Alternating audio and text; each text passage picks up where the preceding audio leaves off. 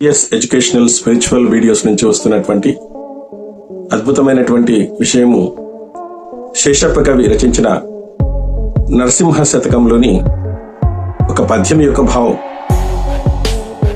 మనము భగవంతుణ్ణి చిన్నతనంలోనే ఎందుకు ధ్యానించాలి, ఎందుకు పూజించాలి, సత్సంగాలకు ఎందుకు వెళ్ళాలి అనేటువంటి దాన్ని అద్భుతంగా ఇక్కడ వివరించడం అనేటువంటి జరిగింది. ఒక రకంగా చెప్పాలంటే ఇది ఒక శరణాగతి పద్యం అని చెప్పొచ్చు. బ్రతికినన్నాళ్ళు నీ భజన తప్పను గాని మరణకాలమందు మరతునేమో, ఆ వేళ యమదూతల ఆగ్రహంగా వచ్చి ప్రాణములు పెకిలించి పట్టునప్పుడు కపవాత పైత్యములు కప్పగా భ్రమచేత గంప మాధ్వమంది కష్టపడుతూ నా జీవ్యతో నిన్ను నారాయణ ఎంచు పిలుచునో పిలువలేనో నాటికిప్పుడే చేసదని నామభజన దళచెను చేరు వినవయ్య ధైర్యంగాను భూషణ వికాస శ్రీ ధర్మపుర నివాస దుష్ట సంహార నరసింహ దురిత దూర అంటాడు.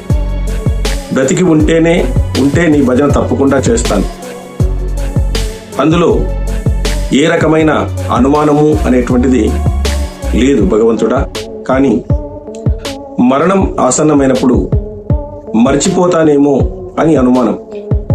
మరణం అనేది ఇష్టం లేకుండా పోవడం వల్ల, మాయ కమ్ముకోపోవడం వల్ల, మరణ అనుభవం ఇదివరకు లేకపోవడం వల్ల ప్రతి మనిషి మరణం అంటే ఏదో చిన్నపాటి విషయం అన్నట్టుగా అనాదరణగా తోసివేస్తూ ఉంటాడు.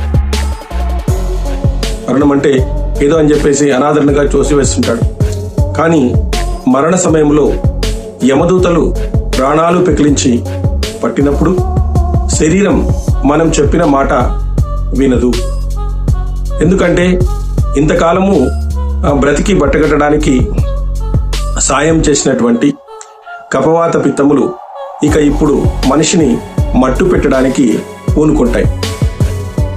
అంటే ఇన్నాళ్ళు జీవించడానికి సహకరించినవి ఇప్పుడేమో మృత్యువుకు సహకరించడం అనేటువంటిది మొదలు పెడతాయి.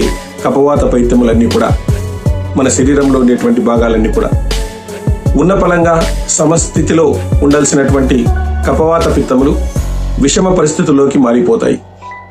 శరీర వ్యవస్థ అస్తవ్యస్త పరిస్థితి తాండవిస్తుంది. మనిషి వణికిపోతాడు. కాళ్ళు నడవలేమంటూ కుంటుపడతాయి. చేతులు పనిచేయలేమని చచ్చుబడతాయి. కండ్లు చూడలేక మూసుకుపోతుంటాయి. విధంగా శరీరంలో చాలా మార్పులు జరుగుతుంటాయి. అన్ని అవయవాలు కూడబలుక్కున్నట్లుగా ఒకేసారి సహాయ నిరాకరణను మొదలు పెడతాయి. అవన్నీ చెప్పు చేతుల్లో ఉన్నన్ని రోజులు ఏ లోటు మనకు కనిపించదు. ఇప్పుడు ప్రతిదీ కూడా మనకు లోటుగానే కనిపిస్తుంది. అలాంటప్పుడు చేతనైంది భగవన్ నామం మాత్రమే, భగవన్ నామస్మరణ మాత్రమే. చిత్రం ఏమిటంటే చేతగాంది కూడా అదే, కానీ చేయదగింది మాత్రం అదొకటే, భగవన్ నామస్మరణం ఒకటే. ఎందుకంటే అన్ని ఆరాటాలు పోరాటాలు కట్టిపెట్టిన తర్వాత భగవన్ నామస్మరణ గురువుని పరవశించడానికి చిక్కిన సదవకాశం అది. తర్వాతి జన్మకు పదిలమైనటువంటి పునాదులు అలా చేసినప్పుడే మనకు పడతాయి. అంటే ఈ జన్మలో చేసినటువంటి మాత్రమే మనకు మరుజన్మ నిర్ణయించడం అనేటువంటి జరుగుతుంది.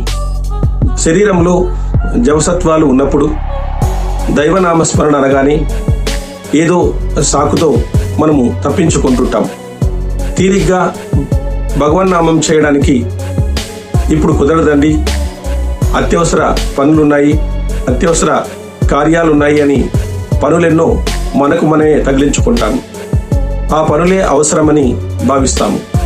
అలా అనుకునేలా చేస్తుంది మనకు మోహం. అన్ని అనవసరమైన పనులే అయినా అత్యవసరాలుగా అనుకుంటాం. పైగా అవే నన్ను వదలడం లేదు అని ప్రకటనలు కూడా మనము జారీ చేస్తుంటాము. కానీ మోహం వదలనంత వరకు కాలం ఇలా మోసం చేస్తూనే ఉంటుంది. ప్రాణం పోయే సమయం వచ్చినప్పుడు డబ్బు కోసం తాను పడిన కష్టాలు పనికొస్తాయా?